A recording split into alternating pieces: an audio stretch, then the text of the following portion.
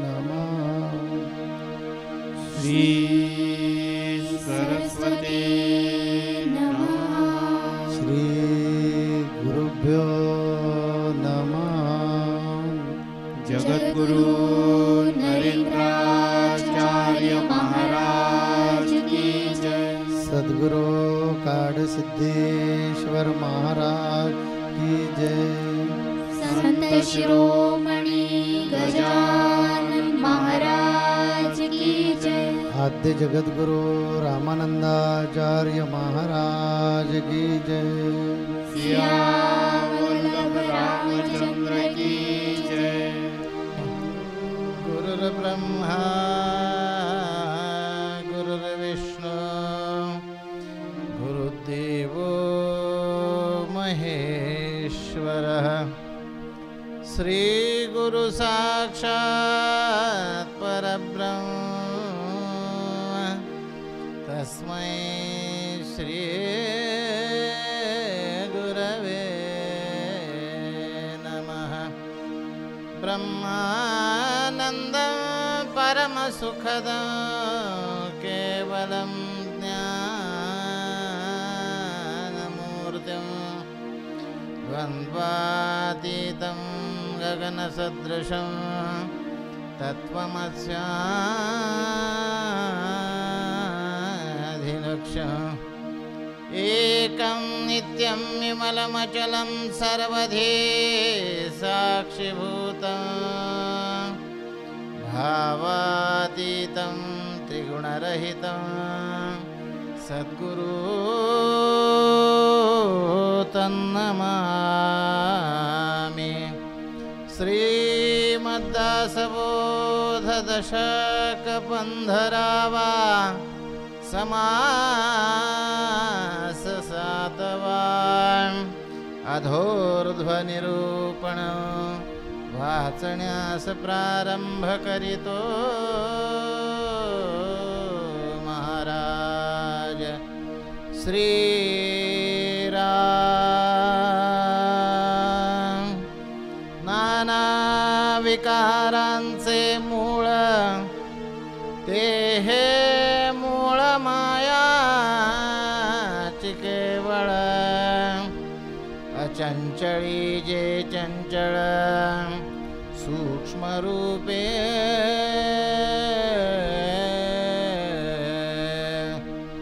मूळ माया जाणिवेची मुळीच्या मूळ संकल्पाची ओळखी षडगुणैश्वराची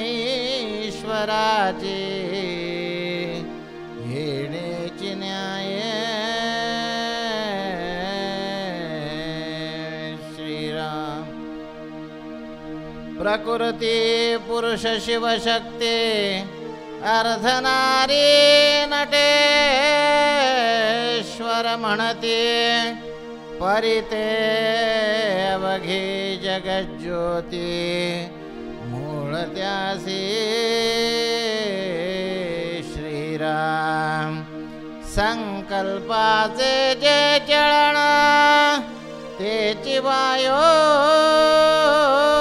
आणि त्रिगुण तेची वायोचे लक्षण वायो आणि त्रिगुण पंचभूते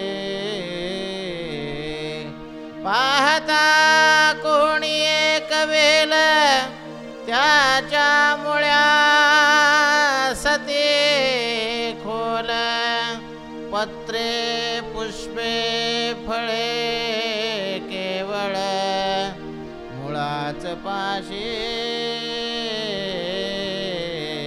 श्रीराम। पुंडलिक वरदे हार विठ्ठल। श्री ज्ञानदेव तुकाराम पंढरीनाथ महाराज की जय। जगद्गुरु नरेंद्राचार्य महाराज की जय। अनंत श्री विभूषित जगद्गुरु रामानंदाचार्य श्री स्वामी नरेंद्राचार्यजी महाराज यांच्या पावन चरण कमलांना वंदन करून आज या संत संघाला उपस्थित सर्व गुरुबंधू आणि गुरुभगिनी यांना माझा श्री गुरुदेव. मागील संत संघामध्ये आपण चातुर्य विवरण याविषयी जगद्गुरुश्रींच्या मुखातून अमृततुल्य असं मार्गदर्शन ऐकलं. त्यामध्ये जगद्गुरुश्रींनी सांगितलं आपल्याला की आपल्याला जी संधी मिळाली आहे, ही नरदेह रूपी जी संधी मिळाली आहे, या संधीचं जर आपण सोनं करून घेतलं तर तोच खरा चतुर. आज दशक 15वा, समास 7वा, अधोर्ध्व निरूपण या समासातून समर्थांनी अधोर्ध्व निरूपण याविषयी आपल्याला मार्गदर्शन केलं आहे. अध अधिक ऊर्ध्व हे 2 शब्दांच्या संधी मिळून अधोर्ध्व हा शब्द तयार झाला. अध म्हणजेच काय तर वरून खाली येणारा प्रवाह म्हणजेच अधोगतीकडे जाणारा प्रवाह, आणि ऊर्ध्व म्हणजे काय तर खालून वर जाणारा म्हणजेच स्थूलाकडून सूक्ष्माकडे जाणारा जो प्रवाह त्यालाच श्री समर्थांनी ऊर्ध्वगती असे म्हटलेले आहे. म्हणजे समर्थांनी याच्यामध्ये या 2 संकल्पना मांडल्या आहेत. एक अधोगतीला जाणारी संकल्पना आणि दुसरी ऊर्ध्वगतीला जाणारी संकल्पना. की एक प्रवाह जो आहे तो अधोगतीकडे घेऊन जाणार आहे आणि दुसरा प्रवाह आम्हाला ऊर्ध्वगतीकडे घेऊन जाणार आहे, सायुज्य मुक्तीकडे घेऊन जाणार आहे.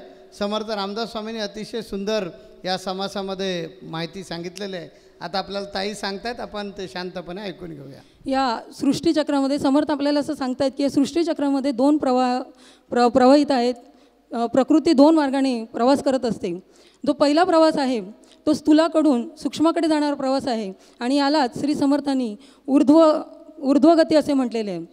पाणी हे द्रव्याचे जडस्वरूप आहे, परंतु ह्या पाण्याची सूर्याच्या उष्णतेमुळे जी वाफ होते हे त्या पाण्याचं सूक्ष्मरूप आहे आणि ही वाफ आकाशामध्ये मेघरूपाने स्थिरावते.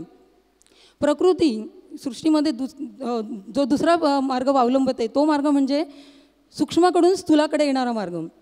मग सूक्ष्माकडून स्थूलाकडे जो मार्ग येतो तो मार्ग म्हणजेच अधोगतीला जाणारा मार्ग. हा जो जीव आहे हा मुळातच या अविनाशी निश्चळ अशा परब्रह्माचं सूक्ष्मरूप आहे आणि हे जे परब्रह्म आहे ते आपल्या सर्वांच्या अंतर्यामी अंशरूपाने म्हणजेच आत्मरूपाने राहते. परंतु वासनेच्या नादी लागून हा जो जीव आहे हा सूक्ष्माकडून स्थूलाकडे येत असतो आणि मी देह आहे अशा भावनेनेच तो जीवन जगत असतो आणि या अहंकारामुळेच त्याचा नाश होत असतो, त्याची अधोगती होत असते. उदाहरणच द्यायचं झालं तर रावणाचं उदाहरण आपल्याला बघता येईल की रावण हा अतिशय विद्वान होता. त्याला आपण दशतोंडी रावण असं म्हणत होतो. परंतु दशतोंडी रावण म्हणजे काय तर 10 विद्वानांना एका वेळी गप्प करू शकणारा रावण, परंतु अहंकारामुळे ह्या रावणाची अधोगती झाली. त्याने स्वतःचा विनाश ओढवून घेतला. श्रीलीलामृतामध्ये जगद्गुरुश्रींनी कुंडमुनींची आपल्याला छान उदाहरण दिलेलं आहे की ते महान तपस्वी होते, ऋषीमुनी होते, परंतु इंद्राने त्या प्रलोभना अप्सरेला पाठवलं आणि तिच्या मोहामध्ये ते अडकून पडले आणि त्यांची अधोगती त्या ठिकाणी झाली. त्याचप्रमाणे जडभारत राजा हा राजा होता. त्या राजाने आपलं सर्व राजवैभव त्यागलं, आपली पत्नी मुलं ह्या सर्वांचा त्याग केला आणि जंगलामध्ये जाऊन तो परमेश्वराशी अनुसंधान साधण्याचा प्रयत्न करत होता. परंतु त्या ठिकाणी हरणाच्या मायेमध्ये तो अडकला आणि शेवटी त्याने स्वतःची अधोगतीच करून घेतली. समर्थ या ठिकाणी म्हणतायत की ही जे मूळ पुरुष जो आहे तो चराचराचा आत्मा होऊन या सृष्टीची निर्मिती, उत्पत्ती, स्थिती आणि लय करतो आणि ही जी शक्ती आहे या शक्तीला श्री समर्थांनी माया असे म्हटलेले आहे आणि ही जी जोडी आहे त्या जोडीलाच प्रकृती पुरुष, शिवशक्ती किंवा अर्धनारी नटेश्वर अशी देखील नावे सांगितलेली आहे. मग आपल्या सर्वांची निर्मिती जी आहे ती या अष्टधा प्रकृतीपासूनच झालेली आहे.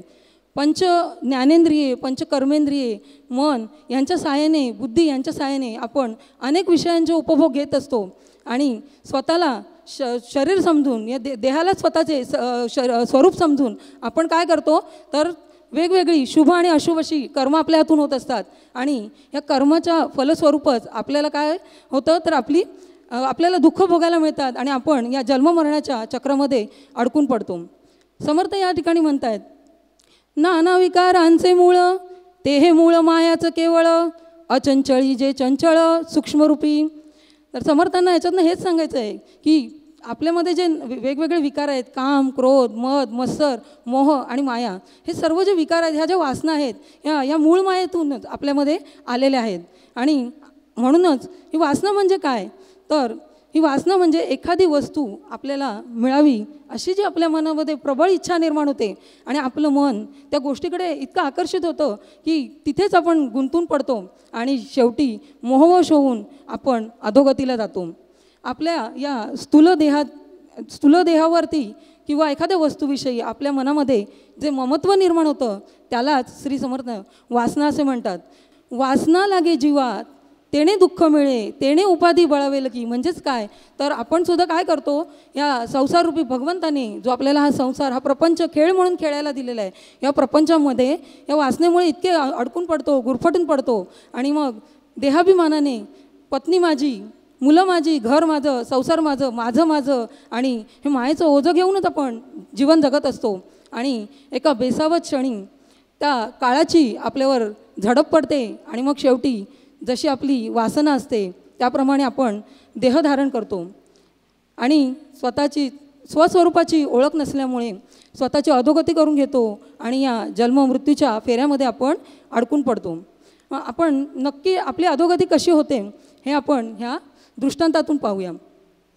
एका गावामध्ये एक सधन असा शेतकरी राहत असतो आणि हा शेतकरी एका सत्पुरुषांची सेवा करत असे. हे सत्पुरुष त्या गावामध्ये दर 2 ते 3 वर्षाने यायचे.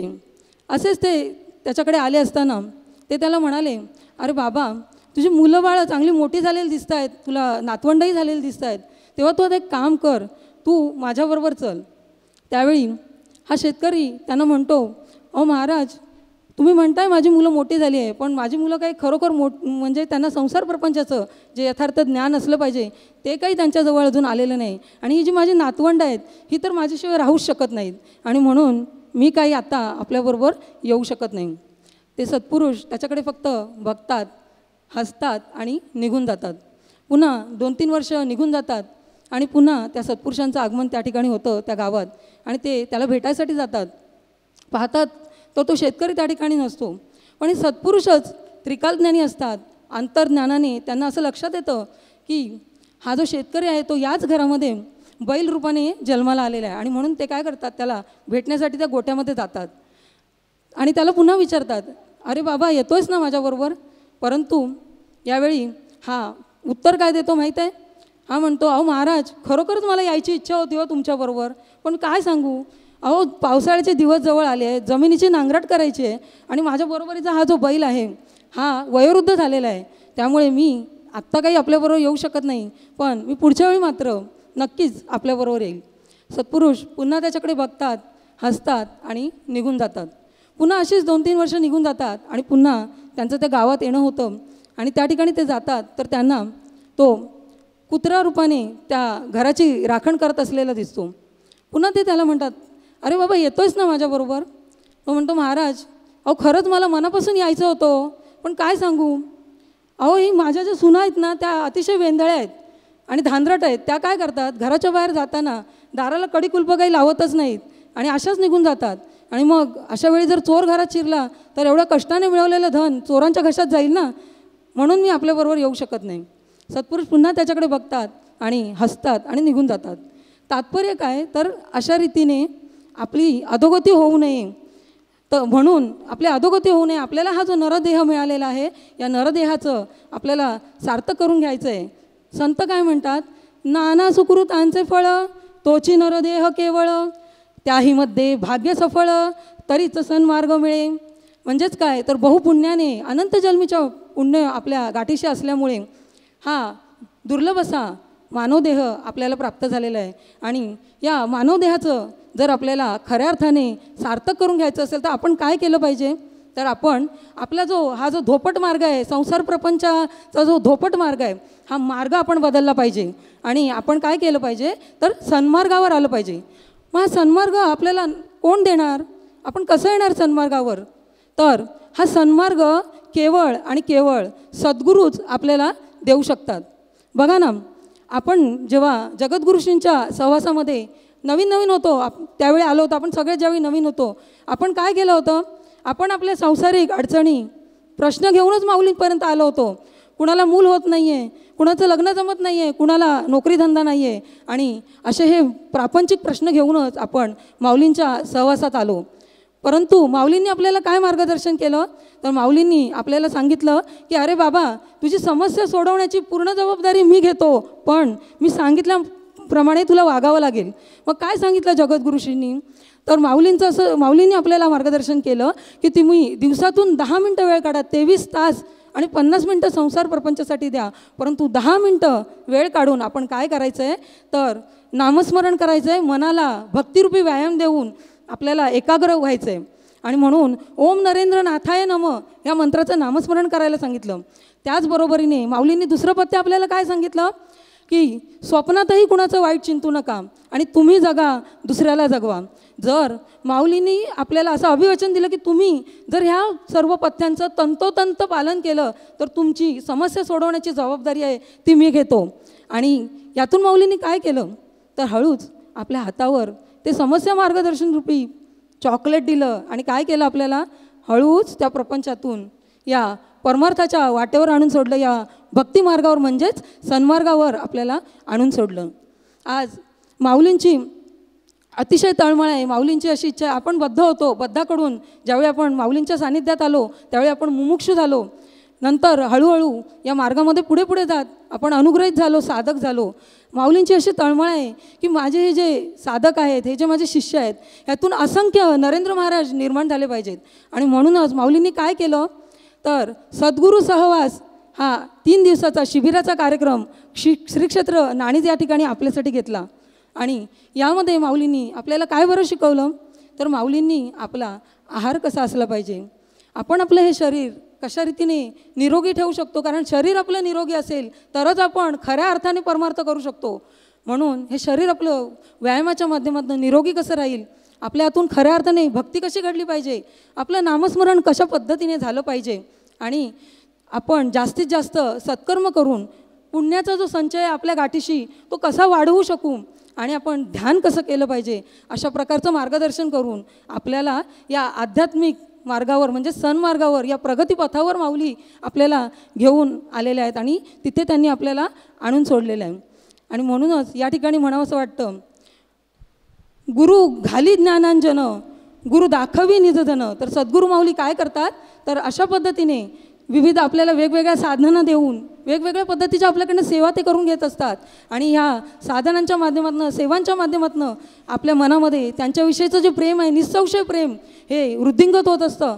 आणि त्या प्रेमामुळे त्या आपल्या मनामध्ये दृढ विश्वास निर्माण करून देतात की मी तुझ्या पाठीशी आहे, काळजी करू नको. या प्रपंचा मार्गावरून पुढे जात असताना तू परमार्थिक उन्नती देखील नक्कीच करून घेऊ शकतोस, अशी ते आपल्याला खात्री करून देत असतात. आपल्याला वेळोवेळी ते साक्ष देत असतात, वेगवेगळ्या प्रसंगातून आपल्याला अनुभवातून ते हे दाखवून देत असतात. नको अभिमान, नको ही निराशा, जन्माचा जुगार, नशिबाचा फासा, हिमतीनं होई तुझा मार्ग मोकळार, देवापुढं माणूस पाला पाचोळार. तू हिमतीनं आपल्या जीवनाचं सार्थक करू शकतोस. समर्थ रामदास स्वामींनी आपल्याला इथे जीवनाला एक स्पीड ब्रेकर घालून दिलेलं आहे. आजच्या समासाचं ताई नाव काय आपलं, हां, अधर ऊर्ध्व निरूपण. म्हणजे तुम्ही वरती पण जाऊ शकता, खाली पण जाऊ शकता, कुठे जायचं आहे तुम्ही ठरवायचं आहे. आपल्यामध्ये रस, तम, सत्व हे जे 3 गुण आहेत हे अवगुण मानले तर अवगुण आहेत. तर हे गुण आपल्याला ठरवतात, तुम्हाला राक्षस व्हायचं, तुम्ही वानर होणार, तुम्ही माणूस बनणार की देव होणार. देव पण आपल्यामध्ये, राक्षस पण आपल्यामध्ये, वानर पण आपल्यामध्ये आणि माणूस पण आपल्यामध्येच आहे. या गुणांची शिडी आपण कशी वापरतो त्याच्यावर ह्या सगळ्या गोष्टी अवलंबून आहेत. म्हणून रामदास स्वामींनी इथे आपल्याला स्पीड ब्रेकर लावला की ठीक आहे, तुम्ही ज्ञानी व्हाल आणि तुमच्या बौद्धिक चातुर्यानं तुम्ही फार हुशार व्हाल. मागच्या प्रवचनामध्ये आपण ऐकलं आहे, मागच्या संत संघामध्ये. परंतु त्यानंतर जर गर्व झाला, ताईने मागाचं एक सुंदर उदाहरण दिलं होतं रावणाचं. रावण कसा होता, विद्वान होता, प्रचंड विद्वान. 10 विद्वान जरी त्याच्यावर कोटी करू लागले तरी त्याला गप्प बसवण्याची क्षमता रावणामध्ये होती. पण अहंकार नडला. अरे मी एवढा प्रचंड ताकदीचा रावण आहे, हे शंकर मला काय करणार, हिमालयाचा उचलून घेऊन येईन. आणि तिथे संपला. म्हणून जीवनामध्ये कधीही ज्ञानाचा गर्व असता कामा नये. यासाठी ते सुभाषित आहे, विद्या विनयानं शोभते. आंब्याचं झाड बहरलं, त्याला फळं लागली की कुठलीही आंब्याची फांदी किंवा कुठल्याही फळ झाडाची फांदी तुम्हाला अशी सरळ ताट उभी दिसणार नाही, झुकणार. 100 नंबरी सोनं कधी तुम्हाला असं टणक दिसणार नाही, लवचिकच असणार. म्हणून तर सोनाराला आपल्या बहिणीचं पण मारावं लागतं ना.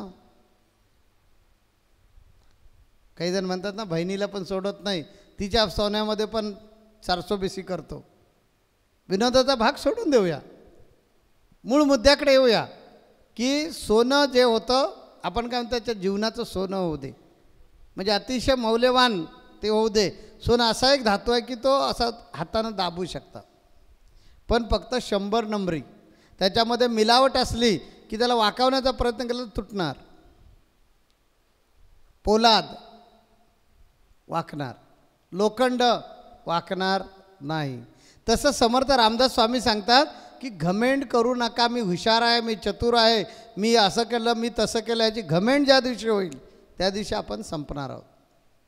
आणि म्हणून या विकारांना आकळा, पकडा.